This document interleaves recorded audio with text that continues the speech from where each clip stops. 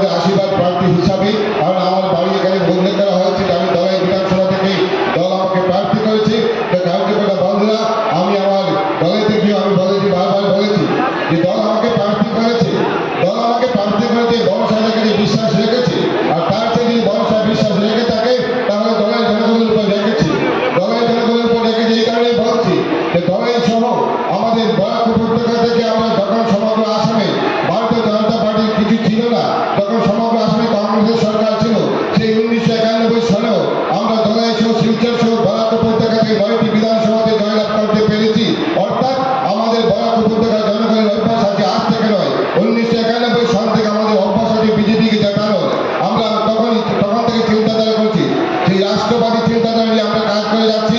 আর আজকে এখানে আপনাদের উপস্থিতি বুঝিয়ে দিচ্ছে যে আগামী নির্বাচনের পর 9 তারিখে যে নির্বাচন হবে, সেই নির্বাচনের পর আমরা শুধু এখানকার শিলচর এবং আশপাশে নয়, কাছাড় জেলার আমাদের যে 6টি বিধানসভা আছে এবং আমাদের এনডিএ যে শরিক সেনাই আছে, সব 7টির মধ্যে 7টি বিধানসভা আমরা জয়লাভ করতে পারবো।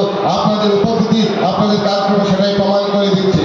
কার্যকর্তা বন্ধুরা, আমরা এখানে এসেছি শুধুমাত্র, আমিও এসেছি শুধুমাত্র আপনাদের আশীর্বাদ নিতে।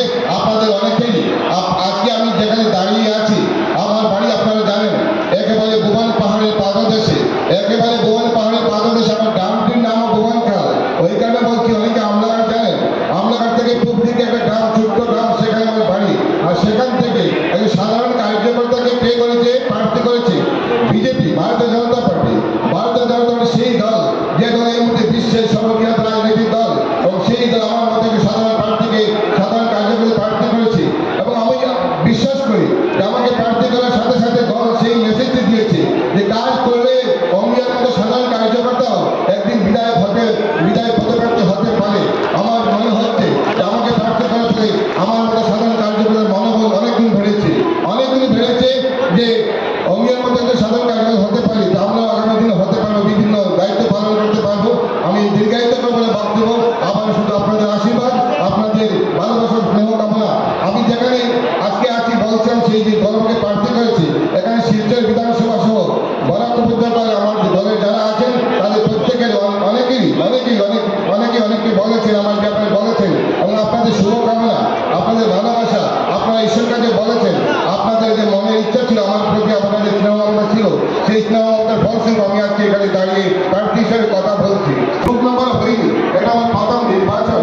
আমি আপনাদের অনুরোধ করবো যে আপনাদের অনেকেরই আত্মীয় স্বজন পরিজন আমাদের দলাইতেও থাকতে পারেন, থাকবেন, সেটা স্বাভাবিক।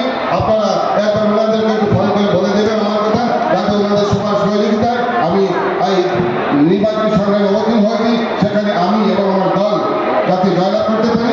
আর কিছু বলবো না, শুধু বলবো আপনাদের আশীর্বাদ নিয়ে এগিয়ে যাবো, এবং আগামী দিনে আবারও আপনাদের সবাইকে আমি দলাইতে আমন্ত্রণ জানাবো। আপনারা এবার আসবেন, আপনারা অনেকে যে কাজ করেছেন, বিগত দিনে অনেকে যে কাজ করেছেন, সেখানে আমি সবাই